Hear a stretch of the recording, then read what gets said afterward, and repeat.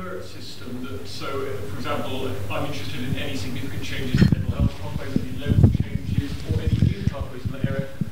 Because I can imagine I look at the depression in children and adolescents, I don't go back and look at it again unless I hear that there's something different on it. So how would that work? Yeah, this is not something that's on the map at the present time, but it is a service that we are busy designing. I can't tell you exactly because I don't have the technical director here, and he'll kill me if I give a deadline and say it'll be the next release. But I can come back to you and find out. Also, there's an eSpace site which I manage, which is a community of interest for pathways in the map of medicine. And within that, we have the ability to ask questions. So you've got the feedback mechanism that you can actually impact and ask questions on the map itself. Then outside of that, we have the care pathway facilitators, some clinicians and patients on there, and that triggers a mechanism where you can actually ask questions and get answers. So if somebody's reviewed and had a look at it on the map, they can actually then answer the question for you. There's about 440 people on that space at the moment. Let's also not forget the power of networks, something else we've not talked about, but networks are very, very important, and they help you in terms of keeping up to date in your own networks of what you're doing. I'm a member of the Clinical Leaders Network, which is a network of various clinicians who come together that share ideas and things, but there might be a child psychiatry network, and clinicians sharing ideas in that group, saying, look, something new is being published on the map, or it's not there and it should be there. And spreading that message. It's all about spreading message and checking back to say, has that message been heard? Has it changed practice? If it hasn't, why hasn't it? And remember, in the context of we need to save money and we need to start thinking rapidly about how we're going to do that, as well as improving quality of care. Sorry. Now it's a criticism. There was something that was bothering me, and I think I found it bothering.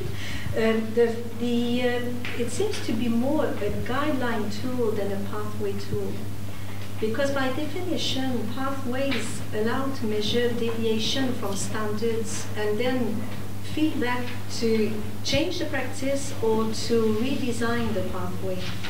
So what is lacking in that is how we measure the practice of any practitioner against the standards that will have been set.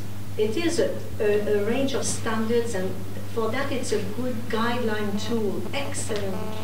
But what bothers me is that it's not a pathway. Excellent question, and I'm really glad you brought this up. I would hate to think that my practice is measured purely on the basis of what the map says. It's back to, it helps me in my areas of uncertainty and helps to guide me towards where I want to go. But I would hate to think there was a world where actually the computer just tells me and I just follow the instructions. What it does do, though, on the other hand, is when the coroner or the GMC turn around and say, by the way, Dr. Hannon, why did you act in the way that you did? I could try and say, well, I thought I was doing the right thing. Or I could say, well, I looked at the map of medicine, looked at the latest evidence base for this particular pathway, considered it for my particular patient who may well have other comorbidities and things, and considered it was best or safest to either follow what the map says or actually go off-piste. Never been tested in law, but I tell you, if it's that compared with my sort of rusty knowledge, knowing the 5,000 papers that are coming through every week, I know which one I'd go for. But that's guidelines. That's nice guidelines. It is. Yeah. I see this as a guideline to support me, particularly in my area of uncertainty. But nonetheless, that guideline is based on a pathway that's got evidence behind it. Why not? You know, I would have expected this to be called not map or a pathway. It's just like an evidence-based type tool, or you know, it's somewhere where you can go and get some evidence for whatever you want. Because we have nice guidelines, we have also local guidelines, and I think it would be a bit too complicated in a way, to actually have an extra additional thing. I think that even in law, it might even make it dangerous because they say, why did you not go to guidelines and you want to map of medicine? Have you played around with it? Have you played around with the map of medicine? Have you? Oh, right, okay. You know, when you have a look at it, you just get an idea of exactly what it is, because it's a bit more than just guidelines. So in there, yeah, as you're following the pathway, at one point it'll say, okay, refer to psychology or refer to, and then the information's already printed out on a form and can be sent there directly to another service. So it's a bit more, and you'll get a really good idea of. I mean, I've done a video. It's about 8 minutes or so, but it does. I'm hoping to get it on YouTube soon with Amir's help. But and that'll just tell you how it is different. It's not just a guideline actually. It is a pathway because it tells you of the pathway you should go down, and at which points you then, it's not your responsibility, it's somebody else's responsibility then. So for example, for a GP, they manage depression to a certain extent, but then they know when to pass it on to secondary services, and secondary services know when to pass it on to tertiary services. And for whatever reason, where to put your rationale for not following that arrow? Well, if nothing happens and if you feel confident enough to manage that patient yourself, but like Amir said, if nothing happens and the patients, you successfully treat them, that's fine, nobody's going to ask you. But if something goes wrong, and that's when the questions are asked, then the question will be asked, actually, why didn't you refer at this point? Well, it's not just math and medicine, because math and medicine is the whole evidence base, so... Yeah. For whatever reason, you might not choose. There may be other evidence to suggest not to choose that.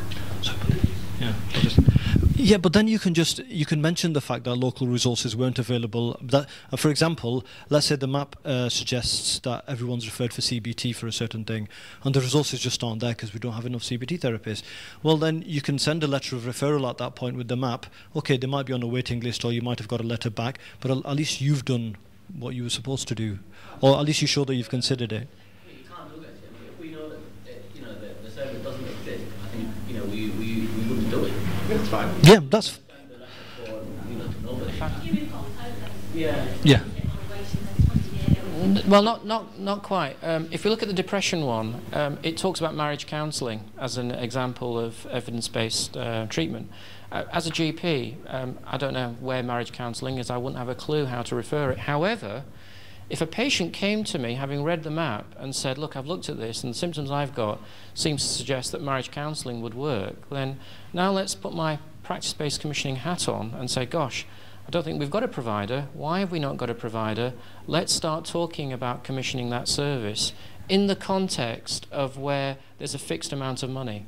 How are we going to divert resources away from things that don't have evidence and maybe start to think about bringing in marriage counselling? By the way, psychotherapy might be another example of evidence-based medicine says psychotherapy works. In a tight situation, how do you protect the services that you've got, especially when you know it works and there's evidence for it? Map and medicine could help. Just one final thought and I'll come to you. In terms of my own practice as a GP, and I am a full-time GP, I probably access the map about 5 times compared to the thousands of clinical decisions I'm making in a week. So we're not talking about I'm now using this exclusively. I wouldn't expect to, and in fact it would be impossible to be a GP and do that. It's when you feel that I'm not quite sure, I just want to know a little bit more, or I've recognised a doctor's educational need and I want to go away and find it. Again, I wanted to ask another question, but following what you're saying, even if the patient came to you and they said, I want, because there is an evidence for marriage-based counselling, maybe for that particular patient, it wouldn't be advisable. The way you have to go through in your mind and assess the patient on a daily basis. No, you're quite again, as a PBCer, the patient presents something, but again, they're now not presenting what the Daily Mail says. They're actually presenting what Map and Medicine says, and I've got to think about, is this just for one little patient, in which case I try and manage it, or do I take it back to the PCT and say, should we be thinking about commissioning this service? And in fact, if other patients start doing the same, and other clinicians are also presenting that information back to the PCT, then that starts to become an interesting conversation to be had.